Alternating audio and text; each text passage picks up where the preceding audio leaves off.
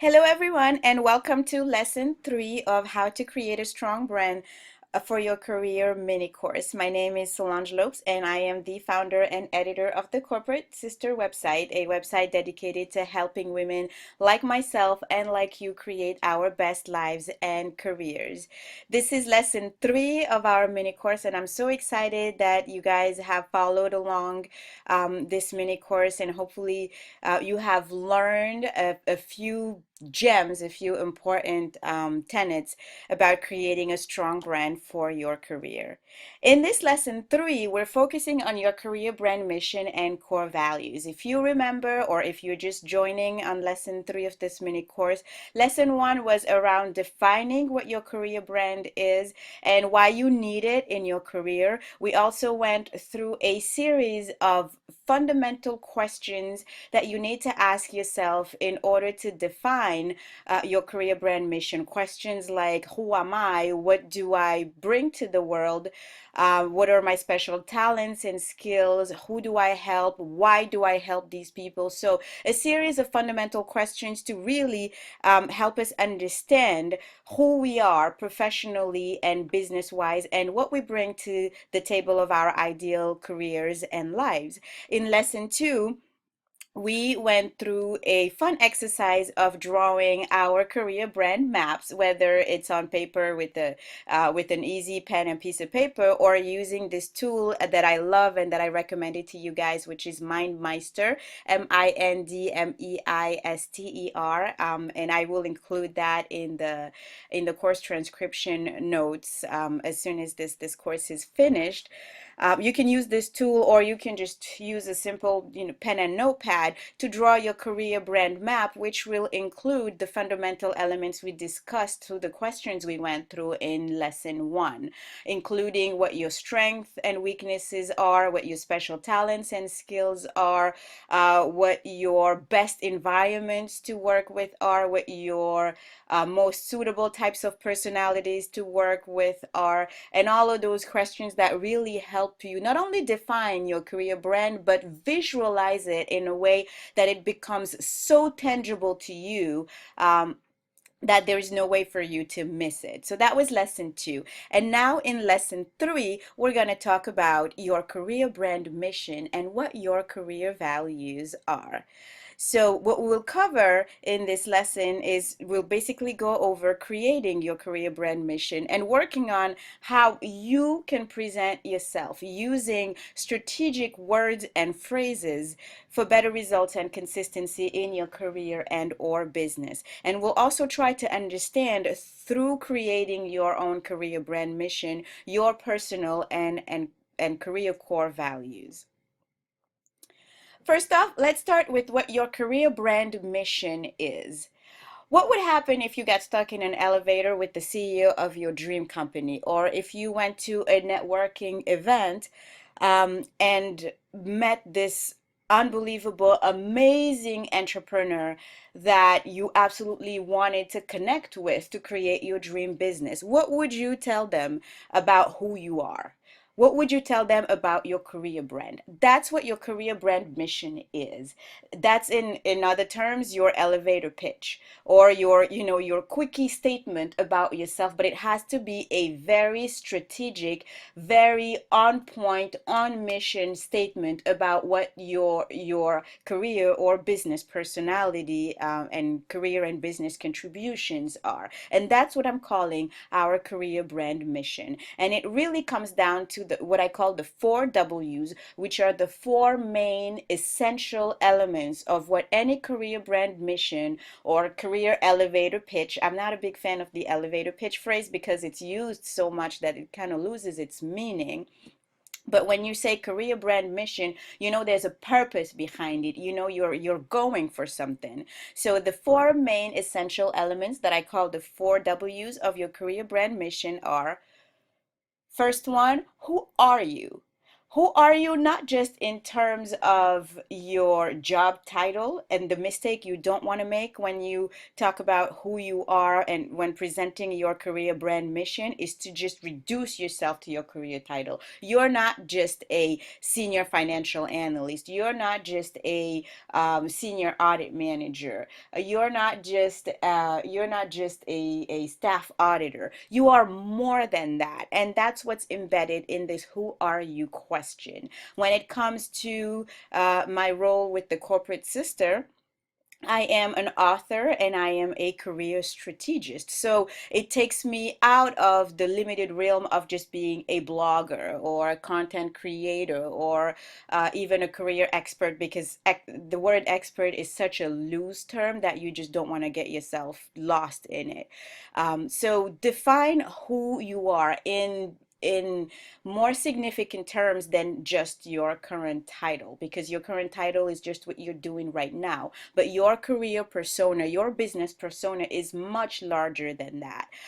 So define yourself in those terms. That's the first W. Who are you? The second W is what you do. And what you do here again is not confined to your current job responsibilities. What do you do? I'll give you an example for myself in the context of what I do with the corporate sister.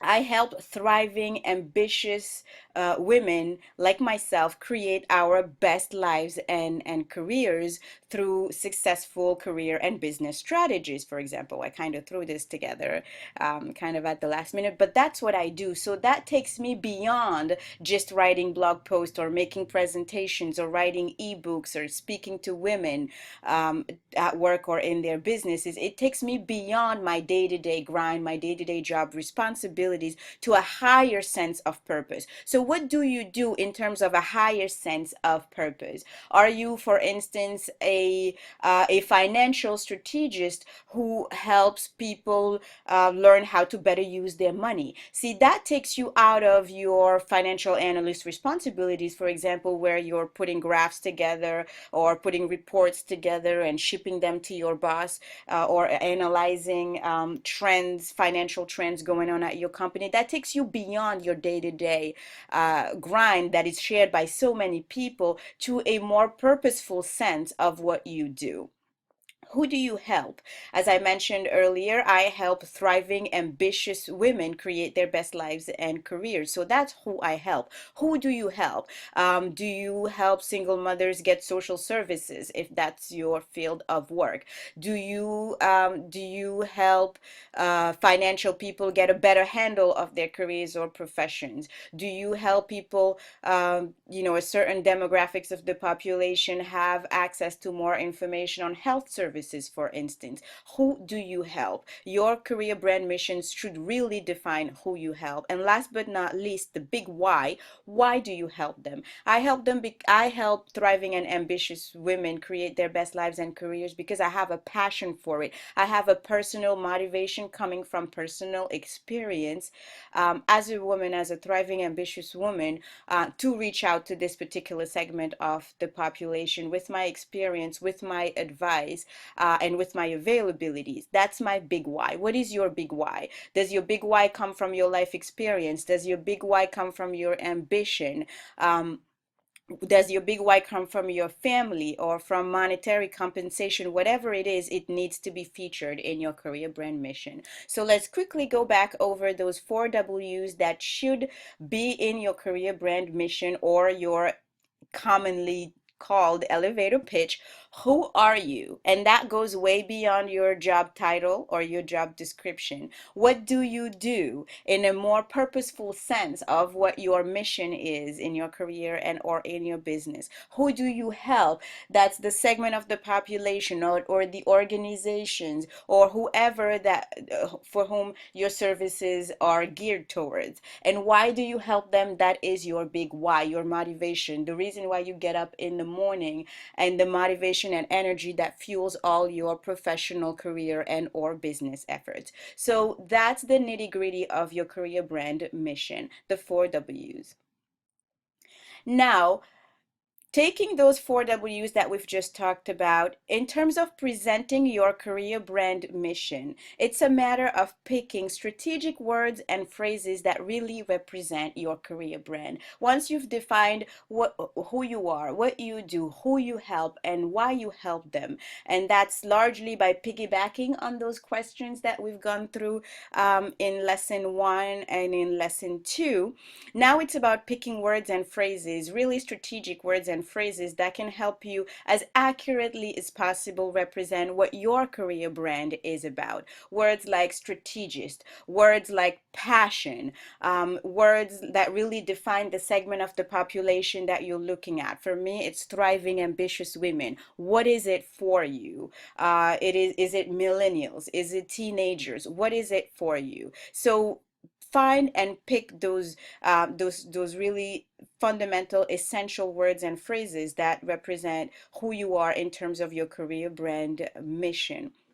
This is all the more important as your career brand mission slash elevator pitch is only a matter of 2 or 3 essential phrases. If you're stuck in an elevator with the CEO of your dream company or with that dream entrepreneur that you've been dreaming to meet and connect with to create your dream business, you don't have a whole hour to tell them what you're about. You have about, a few seconds or a few minutes to really tell them what you are about, what you bring to the table, why you're so valuable that they have to stop right now and give you an opportunity. So pick those strategic words and phrases.